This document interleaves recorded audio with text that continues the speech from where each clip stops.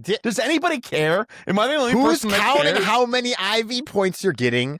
The entire point there was is something. just that the end result. There was some. I was staring down the barrel of my 13, 15, 15 Shadow Mewtwo, and I said to myself, I should use it on this. And Kyle, something within me, some small voice was like, this is wrong. You're tuned into the GOCast podcast, your one-stop shop for updates, news, tips, and community in the world of Pokemon Go. Thank you for listening. Dynamax the Lugia, Dynamax the Fun during a max battle weekend. This week's Poképoll featured Pokemon is a little impish, so be careful. And more on this episode of GOCast.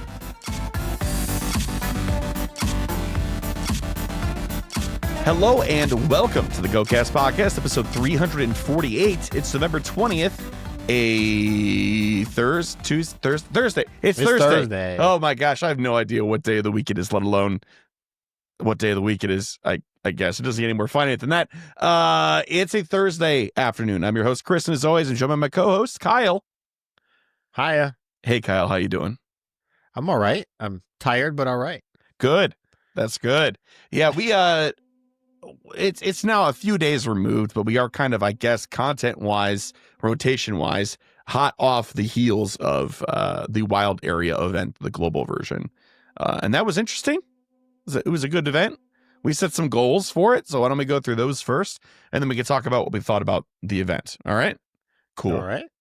So, Kyle, your goals were the 7 routes task for your level 72 stuff. So did you actually finish that? I did. I got that today. Whoa. So He did it. He did it, ladies and gentlemen. Good job. thank you. And then finished the Wild Area Battle Pass, which was level 100 and a minimum. Okay. I got to like 200. Did you use your silver bottle cap on anything? I have not used it yet. I have 3 days.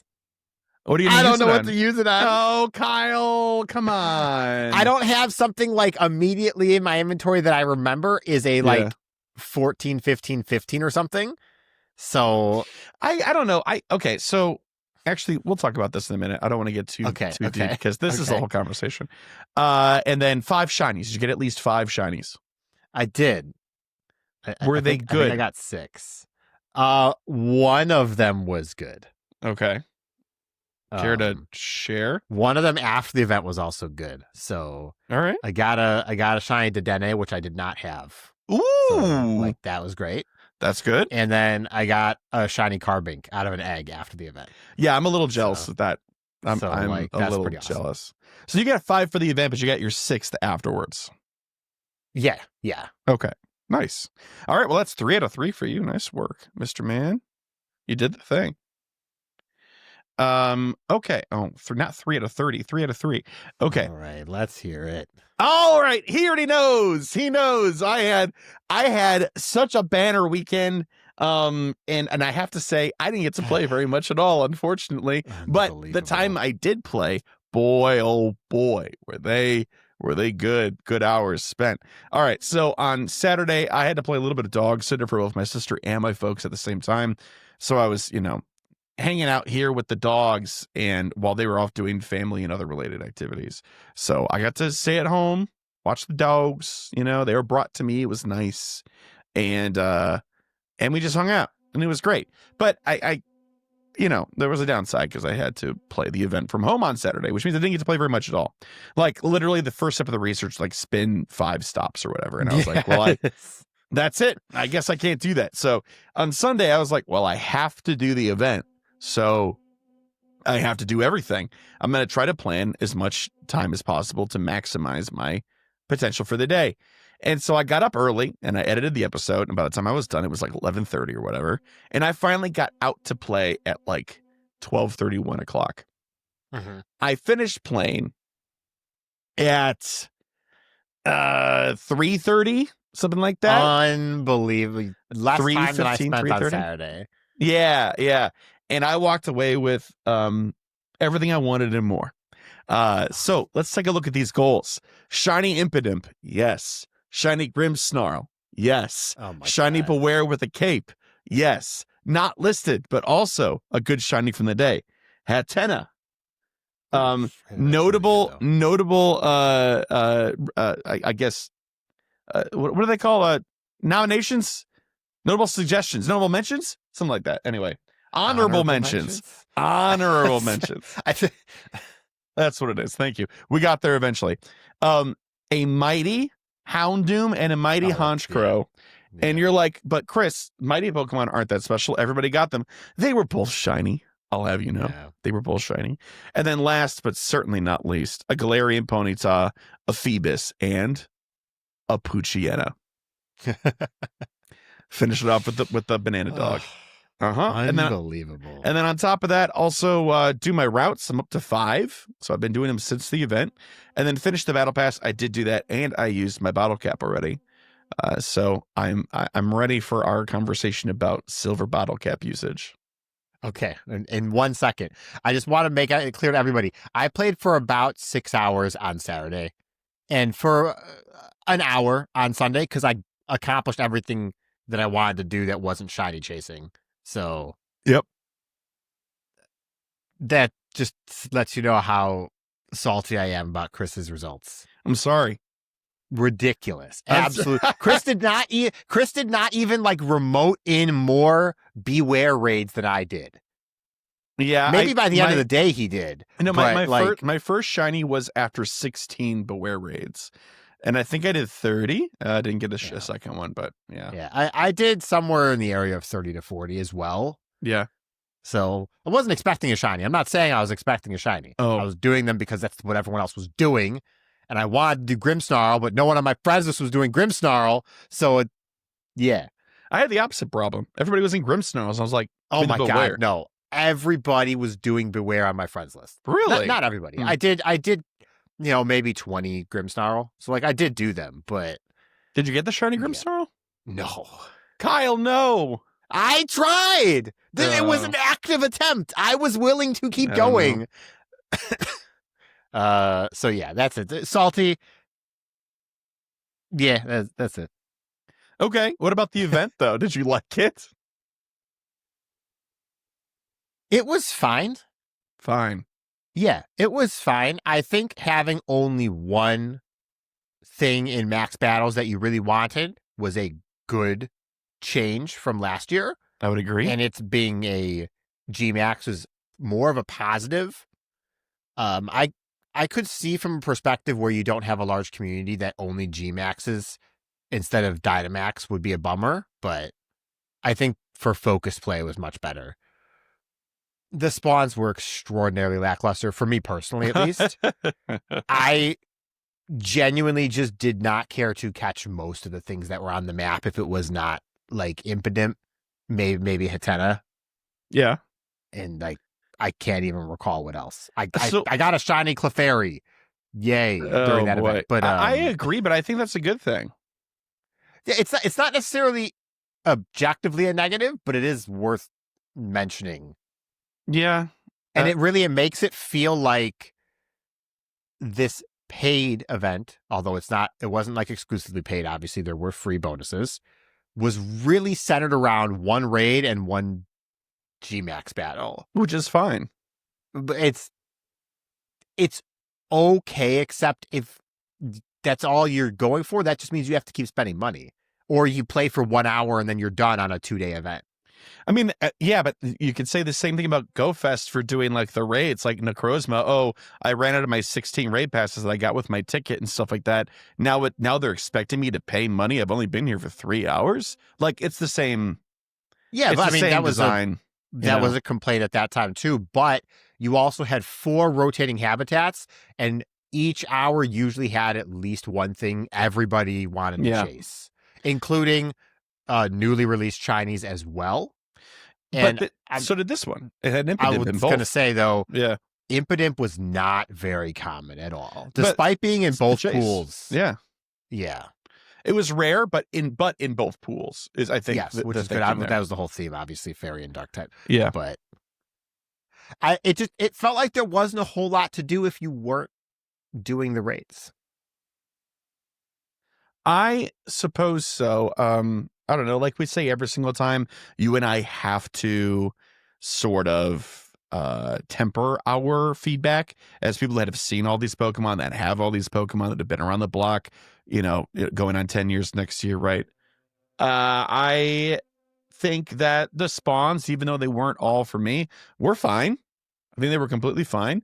The mighty Pokemon spawning were cool. The unknown on incense for the ticket was cool too. I thought that was all fine. I really had no problem. I think saying okay, and I know that I just defended it by comparing it to GoFest, but it was in defense of your comparison to other events as well.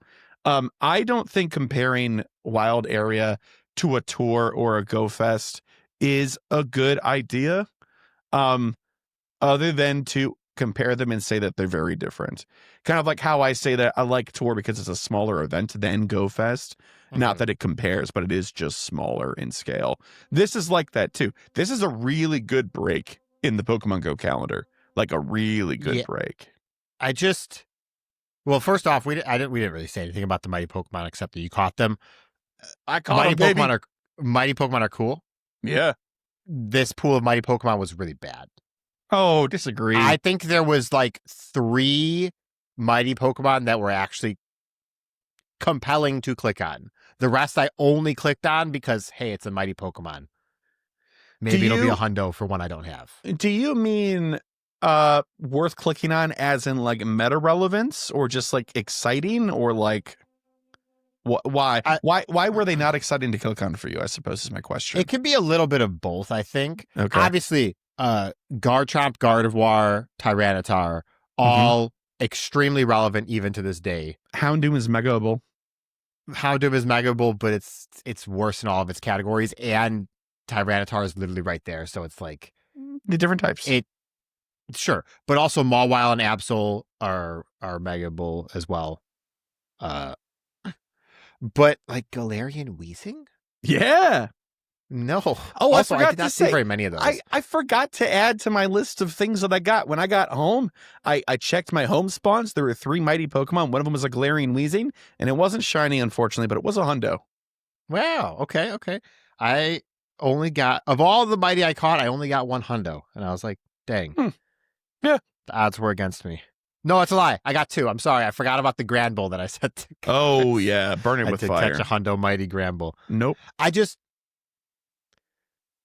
They were not very exciting mighty Pokemon. That's all. I don't know. I kind of disagree. I think if I filter out my disinterest in Pokemon I've seen a million times, I think that they were pretty good.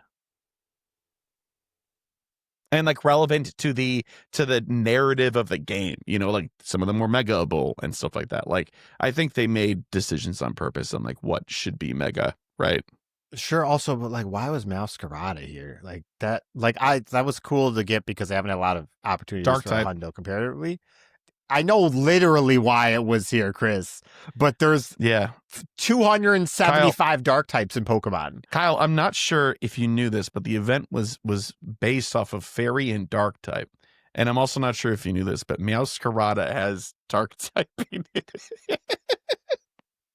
Right. And it's because Grimmsnarl is fairy and dark type. See? All right. I'm going to move on now to talk about the silver bottle cap that I have not used yet. Oh, silver bottle cap. Yeah, okay. What'd you use it on? Or what are you going to use it on? What are your candidates? Give me, what's going on in your head right now? Is it freaking out? Is there a bunch of SpongeBobs running around with stuff on fire like that one episode? So I have a 98% Necrozma that I have as a Duskmane. So I could make that a hundo to mirror my Dawnwings Necrozma as well. Wonderful. That's the only one that like is immediately. I have my OG first shiny Kyogre that is level like 49 or whatever. But it's a 15-14-14. Oh. And so part of me is like, I'm just going to use it on this. And then the next silver bottle cap, I'll use it on it again. Don't do that. Because I'm scrolling through Pokemon I've already invested in. And I'm just like, no. That's such a waste. I have feelings about this. I do. Is it? I think so. Okay. Are you ready for my take? I wasn't sure if you were done with your story or not. Okay. All right. I think obviously you're willing to do, or you're able to do whatever you want to do and whatever you're willing to do with your silver bottle cap. We always talk about player agency. And so I'm not going to poo-poo anybody's choice, even Kyle's. But I will say, I think if you use the silver bottle cap on something that was any combination of 15, 15, 14, right? I think it might have been a waste. It might have been a waste. Okay. No, I'm going through my Pokemon. I'm looking for candidates like shiny, legendary, mythical, stuff like that. And I'm like, what Pokemon do I want to power up? I have some 98%. I've got some 96s. I've got a couple of 10, 15, 15s. And I'm like, all right, this would be interesting. And I was like, no, let me look through my Cyndaquil stuff because that's what I really want. My Scythers and my Cyndaquils. Let me look. And I found a Cyndaquil that was 5, 10, 10. And I used that bottle cap on him. Shiny Cyndaquil. 5. God. Sorry. 5, 15, 15, not 5 to 10. 5, 15, 15. Okay. Sorry, my bad. Okay. Point being, I'm getting a lot of value out of that bottle cap because I'm going to get 10 points of IV and tasks out of it. But what is the end result is still a 15. The end result is still a 15, 15, 15. I just feel like having a 14, 15, 15. Okay. If you have a 14, 15, 15 and a 5, 15, 15, and you use the bottle cap on the 14, 15, 15, right? You with me? Then you're only getting one IV point. If you're using the other one, you're getting 10. You are net positive. Does anybody care? Am I the only person that cares? Who's counting how many IV points you're getting? The entire point is just that the end result. There was something. I was staring down the barrel of my 13, 15, 15 Shadow Mewtwo, and I said to myself, I should use it on this. And Kyle, something within me, some small voice was like, this is wrong. You're not min-maxing this enough. And so I had to. Counterpoint, aside from the fact that you can use it on whatever the heck you want to use it on. Except you shouldn't, but whatever. I mean, look, you used your golden bottle cap on a Meowth that was special. Sure did. So like you use it on whatever you want. Nah. I used it on a Gengar, even though I have 4 Hundo Gengars at level 50. So look, if you have a 5, 15, 15 and a 14, 15, 15. Yes, use it on the 5, 15, 15. Yeah, do it. Like, he's of right. course, because right. the 14, 15, 15 already has most of its value. Obviously, yeah, if that's your choice. But if the choice is between one specific Pokemon that's 14, 15, 15 or a completely different Pokemon that's 5, 15, 15, there is no comparison. You're just comparing the Pokemon still at that point, not the IVs. Which one do you want as a Hundo more? That's the question. I don't know. I feel like a 14, 15, 15 is pretty much there. No. All right. Look, okay. I may have found what I'm going to do. Use it on. I have a 15, 13, 15 regular Giratina, but it's like level 47 because I've put a lot into it. It's the one I use the most. And I may do that because, use that a lot. Okay. So, all right. That may be what I wind up doing. We're going to see in 2 days when I'm forced to use. You have to use it? Yeah, exactly. All right, folks. Well, we'd love to hear what you've used your silver bottle caps on, so send it to mail@gocastpodcast.com. But we're going to hop into the news now, actually. We do have one piece of news to talk about. Nothing crazy, but let's get into that because it's already been a hot minute.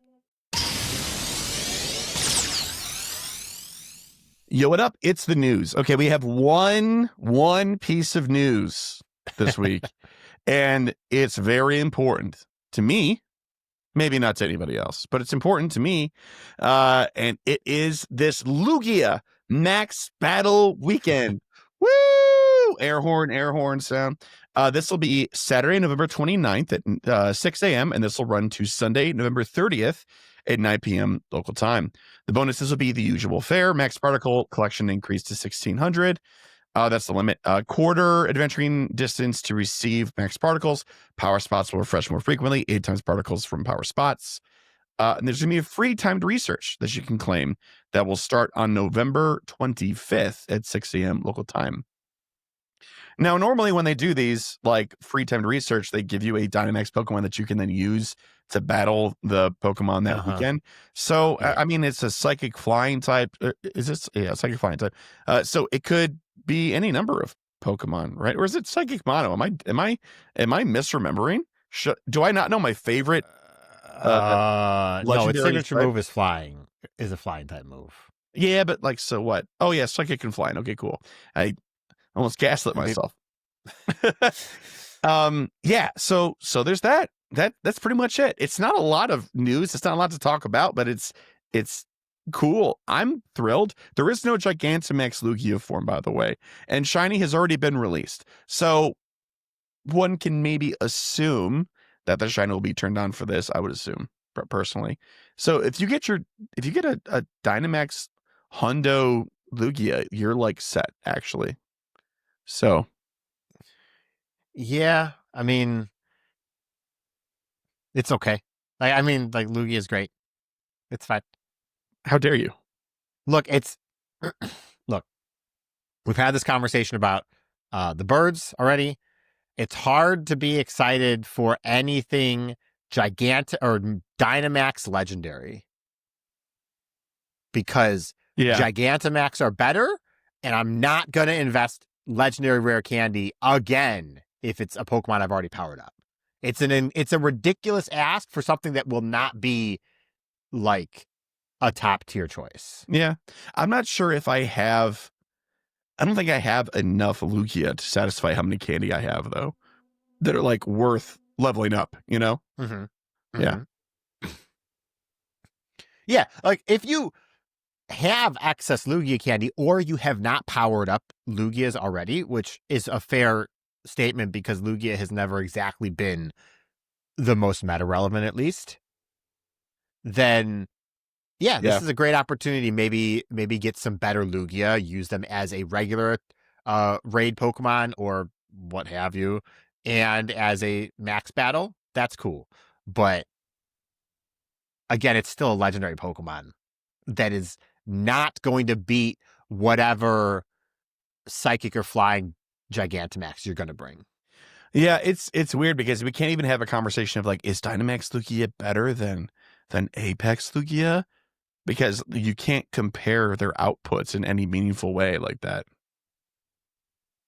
Because Dynamax is its own thing, right? So I guess it kind of just comes down to how into Dynamax you are and Lugia separately, or one of them enough to motivate you, which for me is the case for Lugia. I do like Dynamax, but these max battle weekends have not been like this Eevee one this weekend that we're gonna have. I could really take it or leave it, like super take it or leave it. Is Corviknight's G-Max move good lord, is it flying? I believe I think it is. I think it is. I don't know enough to be able to like look it up right on the fly, and it would probably take me too long, but G-Max Wind Rage. Okay, so it is flying. Yeah. So I don't think that, and I could be wrong, it's possible that Dynamax Lugia, too many phrases to get in my head, is going to be better than either Hatterene or G-Max Hatterene or G-Max Corviknight in the respective categories. And that's where it's like, am I really going to invest in a Lugia when I can invest in a Corviknight? Like, that I already have 3,000 candy for now? Yeah. I guess it's or Hatterene, which you may even have a Hundo. Well, you wouldn't. The Hundo won't matter because you have to catch another one for the Gigantamax. Yeah. But have plenty of candy for, especially when you need XL candy. That's the big one. Yeah, but we don't for the last levels. We don't have those yet. Sure. Yes, but there's not that many, so you can think in the future, in my opinion. I just think if we don't get those before Gigantamax Machamp comes out, Dynamax Lugia would be a really good choice.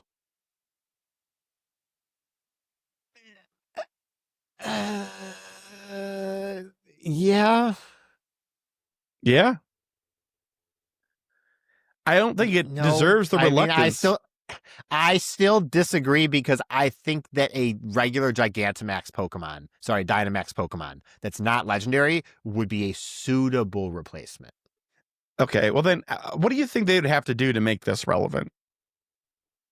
Give it like boosted stats or something? No, I mean, it's not their fault. It's the way the system kind of translates to go. I mean, it's their system. It's partially their fault. They made the system, but the system was really hard to translate from the main series. Okay, I give them a major credit for what they've done, especially if you're like no abilities and stuff like that, no held items, like all these other things, no effects. So many G-Max moves are effect based too. Yep. This Corviknight one, when used, it gets rid of things like Reflect and Barrier and stuff. That's not going to do anything in Pokemon Max Go. Airstream, which is the flying type one, sets Tailwind, I think, which doubles your speed. Yeah. So like that gives flying type Pokemon like Lugia relevance, whether its stats are relevant or not. Yeah. We don't have that in Go, but that's okay. Not yet. Look, 2030, they're going to revamp the entire game ground up, and they're going to add speed into the game. I don't know how, but they will. If we're not still podcasting by then, we'll come back for one special episode. Yeah, that'd be fun. Yeah, all right, no, I mean, well, I'm not like dumping on the Max Battle Weekend. It's just not super compelling. It's just like, hey, go out, do a couple of these. That's cool. Yeah. You can be critical of Max Battle Weekend, just not this one. Look, I'm definitely critical of the Eevee one that's coming up. Yeah, okay? yeah. Let's we can join our voices in beautiful negative harmony about that one. Okay. And I know everybody loves Eevee, so that's true. Yeah, they do love Eevee, which is why it's fine. Happening. I know why it's happening. I can still be totally fine. Like, yeah, okay. Yeah. Okay. Anyway, that's it. Unfortunately, I wish we had more to talk about with this event, but that's kind of it. Take it or leave it. You should take it. That's my personal professional advice. Okay, that's it for the news. We're going to take a quick break. When we come back, it's going to be time for Pokélore, Poképoll, some emails and voicemails, and then that's it. So be right back. And we're back with Pokélore. And this week we have Impidimp, the wily Pokemon, Morgrim, the devious Pokemon, and Grimmsnarl, the bulk up Pokemon. One of these things is not like the other. I don't like bulk up because it's a Pokemon move that feels weird. Yeah, no, I mean, I agree. It's also just, I don't know, it's not in line with the rest of them. No, it's not. Neither his design necessarily, so. No, we'll get there. All right. Impidimp is a small fuchsia Pokemon with a large head, small body, and wiry limbs. Its hands have 3 fingers each, while its feet don't have digits. Its face has a purple mask, prominent, pointed ears, large eyes with small pupils, a large nose with a single nostril, and a fanged mouth. It usually has its purple tongue sticking out. The back of its head sports a tuft of hair that resembles a bat wing. And its evolved forms are male-only species. You know what? I accidentally called Grimmsnarl male in the intro there, and I was like, that seemed inappropriate. Apparently that's right. I was right. Okay. Yeah. Cool. Impidimp is a mischievous Pokemon that loves to sneak into people's houses to steal things and generally be a nuisance to their occupants. This allows it to feed on negative emotions that it causes, sucking them through its nose. In contrast, Impidimp itself will become irritable if it has no negative emotions to feed on. Impidimp lives in groups, practicing their troublemaking skills on each other. Just like pulling out each other's chairs before they sit in it and stuff. Just like siblings. Yeah. Morgrim is a somewhat humanoid Pokemon with a magenta upper body and a light green lower body, divided by a zigzag line. It has long, lanky arms with hands that have 3 sharp fingers and round feet that have 3 toes. It grows toes! Yay! Just like its pre-evolution, Morgrim has prominently large ears and eyes, long white fangs, a purple tongue, and an upturned nose with a single nostril. Back at it again with a single nostril. However, Morgrim's pupils are red instead of black, and its nose is longer. Morgrim has long black hair with a bang that covers its right eye. The end of the hair is shaped like a pole arm. Mhm. What? Yeah. Huh? Yeah, Okay. It looks like a I'm floor. gonna have to go look up a picture after we're done reading. I don't have it like right in front of me. Morgrim a lot more having read this. Morgrim is cool. I like it. Yeah. Though. Morgrim lacks confidence in its physical strength, so it makes up for it with cunning and dirty tactics. It feigns surrender by going down on all fours to lure its opponents before it stabs them with its hair. Ooh. It tends to lure people into the woods where it lives. Like Impidimp, Morgrim feeds on negative emotions. Some people believe that Morgrim has the ability to make crops grow. Sure. All right. Don't know why. Nice. Morgrim is very popular with people who have gloomy thoughts. Nice. The emo people. Like, oh man, these crops are never going to grow. Morgrim and its evolutionary relatives are a male-only species. Now on to Grimmsnarl. Woo! Grimmsnarl is a green-skinned humanoid Pokemon, mostly covered in long, dark purple hair, except for part of its face, its abdomen, its feet, and a small red patch on its chest. Most of its hair wraps around its body, except for a lock on each side of its face, a few spikes raised on its shoulders, and some locks draping from behind its legs, resembling a cape. While being bulkier than its pre-evolutions, Grimmsnarl is more slender than it appears to be, with its hair giving the appearance of a muscular body. Grimmsnarl's hair works like muscle fibers and helps enhance its strength. Grimmsnarl is able to move its hair and use them to ensnare opponents in a tentacle-like fashion. By using its hair in this way, Grimmsnarl is powerful enough to overwhelm even Machamp. That's crazy. Like its pre-evolutions, Grimmsnarl has tall, large, crescent-shaped ears with red insides, as well as a long, sharp, upturned nose with a single, long, red nostril. Describing a nostril as long is a crazy Yeah, sentence. that's a strange thing. It has a blue tongue and 6 teeth protruding from its mouth, 2 pairs of flat front teeth on each jaw, and a pair of sharp fangs on the upper jaw. It has white eyes with red irises, black pupils, and gray eyelids.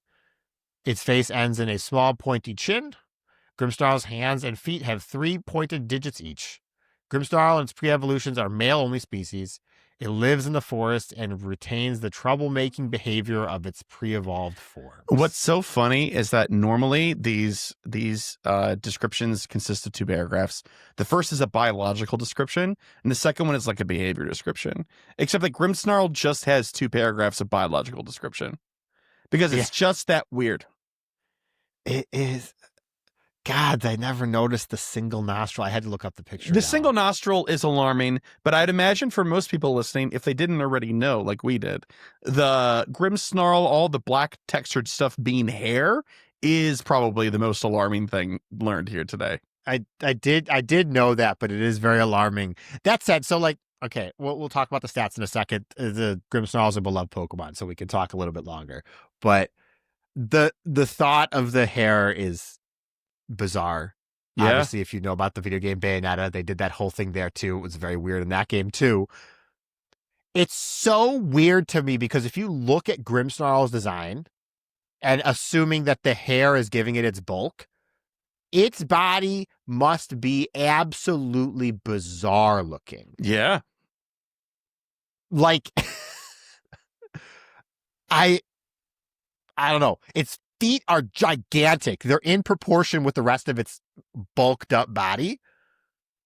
And so is its torso, but its torso doesn't have any bulk added to it. Yeah, so we like, need... if you had, I'm picturing, everyone go look at Grimmsnarl. It'll do you, just do yourself a favor. I'm picturing a cucumber with legs and a head because that's what it gives a suggestion of. I don't know. If you look at it, it's not that thin. It's just that the hair adds musculature where it really matters.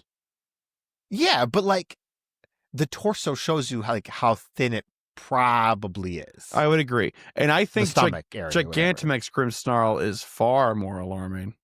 Yeah, of course. But like at least that takes it to like almost a logical extreme where the hair is the Gigantamax and probably there's like a tiny Grimmsnarl somewhere inside there or something. Yeah, like a Gundam or something.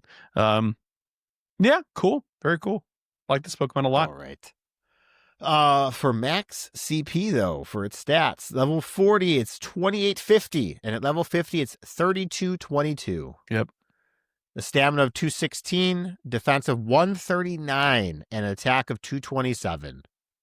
Its best moveset in Go at the moment, Sucker Punch or Bite with Foul Play and Play Rough. Long story short, don't use Grimmsnarl from a PvE perspective, at least. It's not good. I have to imagine it's bad in PvP because a 139 defense is... Ooh. Yeah, it's pretty bad. It is. It also knows, I think, Low Sweep for one of its fast moves, and then Power Up Punch for one of its charge moves, and I think another Charge Dark move that was not as good. Oh, wait. Yeah, that's right. Okay, you know what? So, seems good. In Ultra League, it's got some... It looks like it might have some play. So Could be typing. It's probably typing related. Typing is great. Yeah. So, there's that. That said, it's so interesting to see because its purpose in the main series games, for those who might not know, is it's a supportive Pokemon. Yeah. It learns the ability Prankster, which lets non-damaging moves go first. So its primary purpose is to set up Light Screen and what is the other screen called? Reflect. Reflect, thank you. Or Barrier. Light Barrier? Oh God. Don't make me remember these things. Light Screen and Reflect are the two. Okay. Yeah, okay. You were right on the first try. And so like it just really helps your team become bulky, which is just a really cool concept that doesn't unfortunately translate into Go. No, but we do get to enjoy the design, which is the best part about this Pokemon. So yeah. Very cool. All right. We hope y'all are enjoying your new Impidimps and your Grimmsnarls, shiny or not, and you've learned a little bit more about them. Okay, so now we're going to, I guess, just keep the ball rolling for you, Kyle. Let's do Poképoll. All right. For last week's Poképoll we had, if you had to remove one generation from Pokemon Go, which would it be and why? Sorry, I read the answers in advance and it made me laugh. They're pretty good. The first response from Just the Average Joe, and they said, I'd let go of all 151 original Pokemon to avoid another Charizard variant. It's very brave, very clever. Yeah. I'm for it. No more Kanto revisits. It's okay. Nope. Yep. And Just the Average Joe's home address is, I'm just kidding. All right, the next spot's from Lemurio, and they said, this generation Poképoll is hard. It comes down to whether I get rid of Evital and my favorite charge move animation with Oblivion Wing or Chandelure, the first Pokemon I max leveled on. In the end, as much as having a bird made of bacon is, I can't nuke Chandelure. So adieu, Kalos, by the way, sorry, oh my goodness. I can't nuke Chandelure, so adieu, Kalos. By the way, which would you save? You got to only save one. I'm torn between Alola and Galar, but I'd choose Alola. Oh, the reverse of this. Choose only one. Save one. Gen 2. It's got all my favorite starters and legendaries in it. I that's my choice. It's easy. Oh man. You know what? I'll give you a consolation prize. Y'all can keep Chikorita. I gotta think for like a moment. Okay. Do you want me to? I'll read Sound's email while you look. Why don't you read Sounds? I'm gonna scroll and just think for a second. Okay. This next response is from Sound, and they said, "Hello, Chris and Kyle. I think I would remove either Alola or Gen 9, and mostly because Go hasn't done most of those mons in this generation correctly. Between the lack of signature moves, interesting mechanics those generations brought, it just feels like a rushed mess to get hype around those generations. I'd rather much wait a few more years, for example, and see them do terrestrialization and things like Paradox Pokemon correctly. The addition to the Power Stops and Dynamax mechanics, for example, were amazing for Galar. They had such a great opportunity, and a huge resurgence of Pokemon Go has started to blossom. Why not just take the time to make it right and let these mons and generations shine? Each Pokemon is someone's favorite, after all. Shiny vibes all, very respectfully, Sound. Yeah. I think we all kind of wish they would take it a little bit slow, but who knows what they're thinking? And like we said before, like there's stuff missing, like abilities and held items and yada yada yada. Do we want them to redo everything and integrate that stuff, which would be a big pain in the butt, or carry on and make more features and stuff? And it's a tough question. All right, so I've narrowed it down, so I have answers. So I want to say Gen 3. But Gen 3 has one major downside for me. Okay. It doesn't have any good ghost Pokemon. Yeah. It's got some. It's got Dusclops. It's got Banette. But in terms of Go, at least, not good. Sure. So, but the rest of the gen is great. I love the legendaries so much, except the Reggies that you can keep them. But, the Weather Trio is so good. Galar? So, no. Okay. So it's either Hoenn or Kanto for me. Oh, yeah, but Kanto only has the Ghastly line. I know that's the line. No, it does only have, but I'm not saying it. The Ghastly line helps carry that, obviously. Yeah. But 3 starters, all very, we love the 3 starters in Kanto. They're all very relevant and very good, affordable options in Go. Again, I'm thinking about it from a Go perspective. Yeah. You have good choices for several types. Even if you can't fully evolve it, like you have to use a Rhydon, that's still pretty good. You have Mewtwo, of course. Yeah, Dragonite. There's a lot there that either serve, if you were to I've never ever talked about this idea. If you did a Go challenge where you could only use one generation, Kanto has to be up there in terms of flexibility.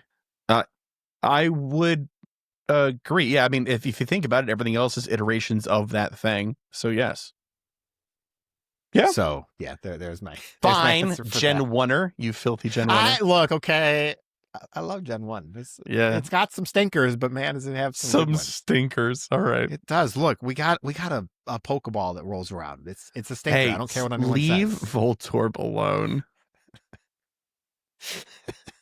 All right. All right. For our next response from Weeg, they said, Senor Chris and Kyle, this may be the absolute easiest Poke question I've ever heard of any variety. I'm borrowing the ultimate weapon from X and Y and planting it in the middle of Unova and letting it have all the fun it wants. Oh my. I hate black and white with such a burning passion. Games are bad, the Pokedex is bad, the region is bad, and I'm happy to see it erased in this hypothetical. Oh my gosh. Not only am I happy to see it go bye-bye, I'm dancing on the way out. Sincere apologies to Snivy and Golurk. You're basically the only decent monster to come from this generation. Smugly. But you're being eliminated for the greater good. You won't be missed, Unova. Shiny vibes to Gen 1 through 4 and 6 through 9, Weeg. Oh, Weeg. I didn't realize you were such a utilitarian. But it's a good answer, and I think that may have been one of the ones I had said last week for my answer. Yeah, no, 5 was on the chopping block for me. I don't remember if I did it or not, but yeah. But I mean, so the genies get a lot of hate. They deserve it. I like the genies. Then you deserve the hate too. I like the genies. You heard it, folks. The Therian mail forms at GOCastpodcast.com. I think the Therian forms are good. The genie forms themselves are not so great. But anyways, I'm over the torso in a cloud thing. I think that thing looks weird. But yeah, the Therian forms are interesting. At least they were like, what if they weren't just dudes in a cloud? I'm happy with that. Yes. Yeah. Okay. Anyways, nothing against dudes in the cloud. If you're listening to this and you're a dude in the cloud right now, you're fine. How are you listening? Those ones, how are you listening? Yeah. What platform are you listening on? Send us an email. An email from a pilot that's like Spotify. Leave me alone. Our last response from Tone. He said, Gen 2. Johto didn't add much to the decks. No further questions at this time. You know, Tone, I was excited to see you in February at Go Tour. That's one thing, I guess, less on my list. No. Let him cook. I think he's right. Johto suffers from the going second. No, it benefits. Clause. No, it benefits. Look at its Pokedex and tell me it benefits. I think it benefits. It's 100 Pokemon and like 4 of them are good. You don't need. Oh, get out of here! More than 4 of them are good. At least 5. Come on. No, I think that generation rocks, dude. Come on. Good bug Pokemon. Yeah, it's fine. All right. This week's Poképoll is: how do you measure your success in an event? Shinies, catches, hundos? Let us know. Oh, all right. So I have 2 answers. That's cheating, but okay. One of them is definitely shinies for me, but it depends on the event. Yeah. Like, if there's an event where I have more to chase or care about than just the shinies, generally I don't care about the shinies. Like, at GoFest with Necrozma, I only cared about the Hundo Necrozma. That's all I cared about. The shinies I got along the way were great, but they were like supplementary to the rest of that day. And that's how I determine my success. Yep. But the true answer, it's a cop-out. I didn't want to say it as my first one because it's a cop-out. Is I measure my success in an event is how much fun I had. Oh, boo! Because like, some events I get all the stuff I want and I'm like, this wasn't very fun. But other times I'm like, who cares what I caught? This was so much fun. When's the last time you said that? It was a damp afternoon in 2022. No, like the Max finale. The Max finale in-person event. Yeah, that was fun. In person when we went to go with the local community. Yeah. Like, I didn't really accomplish. I mean, I accomplished my goals that I set for myself. But other than that, that was just spending, $200 that we don't want to talk about. Kyle, the kind of guy that puts have fun on his goal list. Jeez. You're the kind of guy who puts take pictures and then doesn't take the pictures. So. Which one is worse? I honestly don't know. I don't know. Let's hear your answer to the Poképoll first. Okay. Shinies. That's it. Not eggs hatched?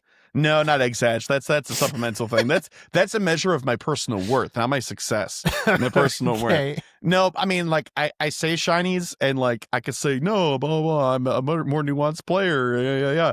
And like we know how to articulate those things. We know how to dissect an event and say what's good or bad about it. And it is more than just shinies.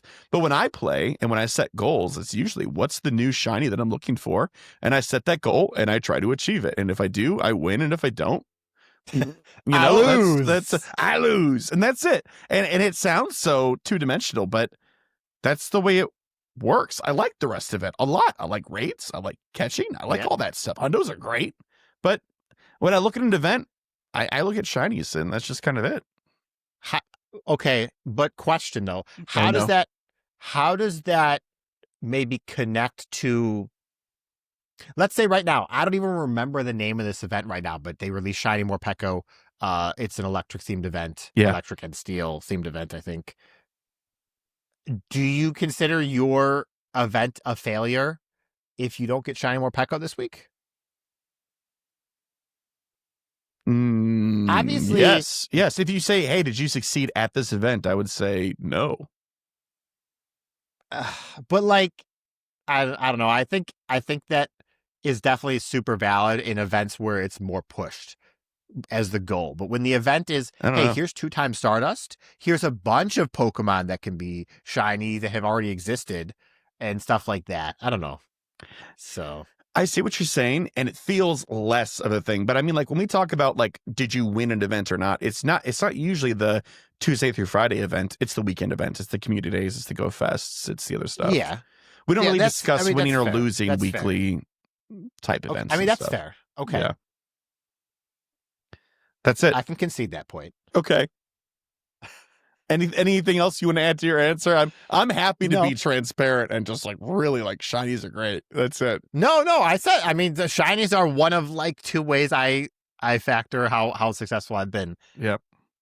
And it also often contributes to how much fun I had. So true. So true. It's a terrible way of looking at it, and this is they know. We have never said in the history of this show that we have a healthy relationship with Pokemon Go. We have strived in the past to have a healthier relationship with Go, and we've succeeded a pittance of the time, but it has happened. but Chris has never succeeded as he continues to hatch 50 to 100 eggs. That's not true. How many hours did I spend on the event this weekend, and how many hours did you spend on the event this weekend? This is true, but it was against your will. Yeah, it was because I was very lucky. I was like, well, I guess I'm done, and I just went home. Well, no, not just that, though. You had something to do before the event. Yeah, and the other day. That cut into your time, and you had something to do the previous day. You know, if you weren't dog sitting, you would have been out for 6 hours probably on Saturday. If I had just one of those dogs, that dog would have been out with me in the car. Yeah. Yeah, just saying. Would have been me and Riley catching Pokemon, man. You know, that would be fine. All right, that's it for the Poképoll. So if you, dear listener, have an answer to this week's Poképoll question, which is, one more time, how do you measure your success in an event? Shinies, catches, hundos, anything? Let us know. You can answer that question when we post it on our social media accounts, which is Threads and what's the other one? Oh, X, at GOCast Podcast. If you are a patron of ours in our patron Discord, we have a patron a channel in that Discord specifically for Poképoll. You can put your answers there. If you want to send us an email to mail@gocastpodcast.com, that works. Or you can send in your answer to our voicemail line, which is 262-586-7717. And speaking of emails and voicemails, Mr. Kyle, where are we in our show? It's time for emails. That's right. And one voicemail this week. We have one email and one voicemail. Let's start with the voicemail. This one is from Sarah Amanda. Hey, GoCast. Sarah Amanda here. So I was just thinking, yes, the reason why most people probably do routes is for the Zygarde cells, but there's still some other reasons routes are worthwhile. So one is certain Pokemon are able to spawn on routes, which are regionals for the most part.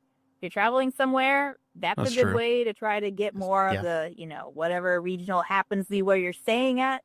When I was in Ireland, I made a route around one of my hotels so I could walk it and try to find more Stonejourner, Did it work? During the Wild Area event, Mighty Pokemon were much more likely to spawn if you were walking a route. So some of my locals, that's all they were doing all day, was they were just walking routes all around my downtown areas because they were trying to get, I have no idea, probably hundos. Probably shiny hundos. Who knows? That's the dream, right? Those mighties are so high on the mighties. Another thing worthwhile about routes is first time you do it, you find Mateo at the end each day. Mateo, you might get a postcard from Hawaii or someplace, where you just don't have anyone on your friend list. Get your pins. Get your pins. Thing. Pavilion. And of course, the egg pull from Mateo is different than a regular egg. Yep. I think Simmons objected, but I remember Galarian Corsola and the White Stripe Basculin being in there, which were nice shiny chases, and the pool was pretty small, so it felt like you had a reasonable shot of maybe getting it. It's not working out, Kyle. And then it's not. One other thing, a little niche about routes, but I have walked certain routes, or rather I've made certain routes for meetups I hope. So, I'm like, this is the route we walk for raid hour, or this is the route we walk for raid day, or whatever. That way, someone new to the area and they show up, like, they can just follow the route so that they fall behind because, I don't know, they came like 5 minutes late. We've already started walking. Just follow the route, They can find us real easily. That's nice. That's smart. Peace. Yeah. There, Amanda. Not gonna lie. That last one, best one so far. It doesn't make it more valuable to me, but that is the best description of a use for routes that gives it value. I think that's really good. I liked Mateo having eggs, man. That was a good argument. No. Whatever, dude. You're just a hater. the only thing in those eggs that are actually valuable right now is the white striped basculin. So Are they still in those eggs? It is. It's this post is only a month old, but Galarian Ponyta, Hisuian Sneasel, Hisuian Voltorb, white striped basculin, and Galarian Corsola. Okay. I did not have an egg space free when I did my route, so I did not get my egg today. So I didn't check. I did. I just forgot that was a thing. 7K egg? So like, yeah. Oh yeah, there's the basculin. There he is. He's in that pool. Yeah. All right. Well, so anyway, thank you, Sir Amanda. Go ahead. Sorry. Just talking about the value of the routes. So we had raid day pathing, which is cool. More common regionals, which is cool when you're traveling, which is, 0.1% of the time if you're lucky. Yeah, sure. Okay. You got to realize probably 99.9% of people who play this game don't ever leave their hometown. Yeah, but like, what if they're in a new place near their hometown and they are trying to explore and so look up routes? Yes, that's what the system is supposed to be for. But you all know that most of the routes that are submitted are not actually that functional. That's the problem. Some of them are, but there are. Oh my God, I'm gonna look right now. Right where I live. I said some. Look, hang on. I want to see. Hang on. All right. There are 14 routes within viewing distance of my house right now. Yeah. My house lives on a side street away from everything next to a busy road with no points of interest. None of those routes have any value. Yes. Except for me to walk the route so I get credit for it. And you get to level 72. That's big value right there. Exactly. Look, it's all I'm saying. I'm not saying that the routes have no value, but I am saying that the Zygarde cell is like the thing. 75% of all of its value. Okay. That's pretty generous actually for you. 75% is not. Yeah, I'm gonna say the other 25% is the potential utility of the route being used by other people for exploring the area or like plotting out routes for like raid day, which is actually a neat idea. Yeah, it's a great idea. Thank you very much, Sir Amanda. Leave it to you to get us to think about a feature in a different way. I didn't consider routes being like just follow route 1, 2, and 3 and you'll find us if you didn't find us at the beginning. Like that's very smart. Anyway, thank you very much for the voicemail. And we have one email this week from Sound. They said, "Dear Chris, Kyle, and listeners all around, I have for you a new zesty lore Poképick question. If you can't tell, there might be a total of 6 of these evergreen questions. We have your starters, Bunny and Ghost Dog, respectively, and now it's time for your first journey. Oh, to be young and reckless again. This Pokemon represents your growth from tween to young adult. Perhaps you found this one when you went to high school or your first part-time job. Or this Pokemon represents something that impacted your life as you grew past your childhood and into the awkward adolescent years. What is this Pokemon? How did you obtain it? And how does it reflect that turning point of your youth? Thanks always for the 100% certifiable, fresh and free content. Y'all keep me motivated at the gym, and I get my Patreon dollars worth for sure as I sweat over dumbbells. If listeners don't already know about Patreon, you should 100% check it out. # not sponsored. Shiny vibes all, very respectfully, Sound." Okay, so we're adding our second Pokemon to our team. Man. And it's like you went to high school, you grew up, you're 13 or 14, and you're like, what Pokemon represents stuff going on in your life at that point in that regard? I think I have. That is hard. I think I have 2 answers. You have 2? I already do. Oh my God. Yeah. Okay. You say it. Maybe that's going to give me inspiration. But... no, I think I have one. If the next question is going to be like college into adulthood and then our third Pokemon, then I think one of those 2 is better for that one to save. But my first one's probably going, or my second Pokemon. My first one is, what I'd say was Bunnelby, I think was my starter. I hate to do it again with another normal type, but Loudred. I think. Loudred. Yeah, Loudred was definitely there for, it would be representative of that time. I started podcasting for the first time in high school, at the end of high school, and it's followed me my entire life up until now. And it's like impacted most things that I did. I had a radio show in college, I did choir and all that sort of stuff. So Loudred, I feel like, captures it for me because I love music. I like the audio stuff. Yeah. Who is a more like either a quiet or more of a loner Pokemon? Swadloon. Swadloon?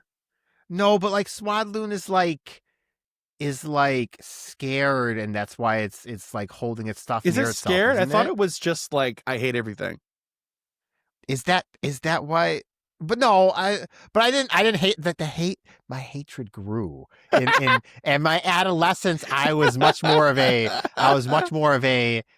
I just don't like to talk to people, and I'm going to go keep to myself, and I'm going to go play my one video game where I talk to strangers online instead. Not Cubone, even though it is a loner, but it's a loner because its mom is dead. And your mom is very much still with you. Yeah. I'm trying to think of other loner type Pokemon. I can't think of very many. That one's Bulbasaur, maybe? As characterized by the anime? Well, only Ash's Bulbasaur. Yeah, I have Ash's Bulbasaur. Yeah. I need inspiration. This is a hard question. But also, like, the Bulbasaur has like a caregiving complex, right? Mm-hmm. So I don't know. Do you find yourself naturally being like, oh, I'm gonna hold the baby? No. Yeah. As far away as possible. I don't know what to tell you then, man. I hate the fact that I Googled it and the first result is somebody telling me just any ghost types. I'm like, stop that. You're like, I know that. Okay. I may need to think about it. Cubone is the lonely Pokemon. Drowsy. Let's see. Drizzile and Reboot. Lucario. Mimikyu. I like you know what? I think I'm gonna say Reboot because I also played soccer for like 9 years. Oh yeah, there you go. That's a good one. And I stopped playing soccer at like 13 years old. There you go. Perfect. It's very fitting. All right. Okay. So I guess we're going with I've got Greavard and Reboot. That's a good team. All right, Sound. You're listening. I'm gonna need you to keep this list of each of our Pokemon because by your fourth question, we will have forgotten. Yeah, we don't remember. Yeah. So. But that's that. Thank you very much, Sound, for the email. Love the question. And if you, dear listener, have an answer to that question, you can go ahead and send it in as well to mail@gocastpodcast.com or send us a voicemail to 262-586-7717. Visit our website for all things GoCast at GoCastPodcast.com. Follow us on our socials. That's X and Threads and Instagram at GoCast Podcast. If you are a supporter of the show via Patreon, which is spelled patreon.com/GoCast Podcast, and you pay at least $1 a month, you get access to our patron exclusive Discord, which is like the best Discord ever. And if you put your answers to the Poképoll there, that's where we primarily pull our answers from for the show. Sometimes other places, but mostly from there. But speaking of patrons, shout out to our elite trainer tier patrons. Kyle is going to do it not only because it's his turn, but because I feel like I wouldn't make it right now. So this is for him. All right. Shout out to elite trainers Bo, Daniel, Lori, Michael, Ozzy, Arkham, Marvin, Amini, Sports, Thayer, Jason, Justin, Charles, Motters, Lee, William, Brandon, Ethan, Stephen, Nick, our favorite listener, Drew 2, Camel, The Ugly Rock, Jacob, Victoria, Sarah Lord, Memorandums, Nabil, Tish, Jacob, Matthew, Don, John, Paul, Micah, Sean, Dave, Nessicall, Purple, Opal, Nurglefon, Betaski, Cyprian, Don, Fear the Turtle, Chad, Everdark, Raven, Luis, and Cole Misato. Did you do it in one breath? I did do it in one breath. Man. I'll have everybody know, because this is just my small personal flex because it's something I like. I am in the process of memorizing Wacko's World from the Animaniacs. Are you really? And I am halfway through it right now. And I've only been putting in small effort, but it's a lot of fun. And so it's a lot of repetition. And if you just listen to it 5 times a day, you'll have it done by the end of the month. It's not listening. You got to look at the lyrics at the same time. Do you? It's really, yeah. There's some points in it where it rapidly does like 4 countries. And I'm like, yeah, what for with us? This is going to be the closest to rap that you'll ever get. That's not true. I also memorized Eminem's Rap God back when that was popular. Could you actually do it? I mean, I couldn't do the fast part at the speed that Eminem did it. Well, then could you actually do it? No, definitely not. But to be fair, Eminem also couldn't do it live either. But we're not going to talk about that. Anyways, I memorized Black Alicious's Alphabet Aerobics. Oh my! Also, you did? I did. Wow. I don't have it anymore. I've only got about half of it now. It's gone. But I did. I had the Hamtaro theme song memorized for a long time, but that's not really a flex, is it? Anyway, thank you very much to our Elite Trainer Tour patrons. If you'd like to help support the show another way that doesn't involve monetary stuff and takes like no time at all, please leave us a review. It helps us out immensely, despite how little effort and time it might take you. So please, please, please, we'll love you forever. Also, if you're watching on YouTube, hello, thank you for watching. Please subscribe. If you haven't already, please go find us on YouTube and sub. Okay, we are done with all the plugs. We just got to set some goals, and then we're out of here.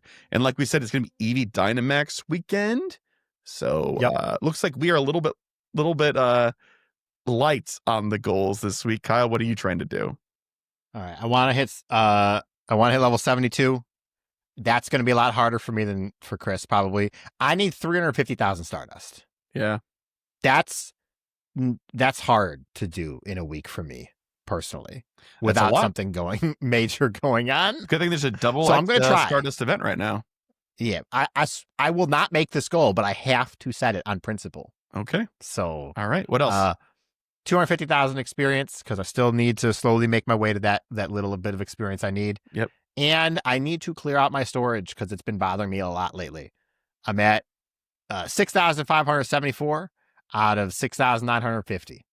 No, I will not buy more. That is exclusively for in-person events. That 50 is diabolical. It wasn't my fault. Like it was the part of all of the gifted stuff we got. Whatever, man.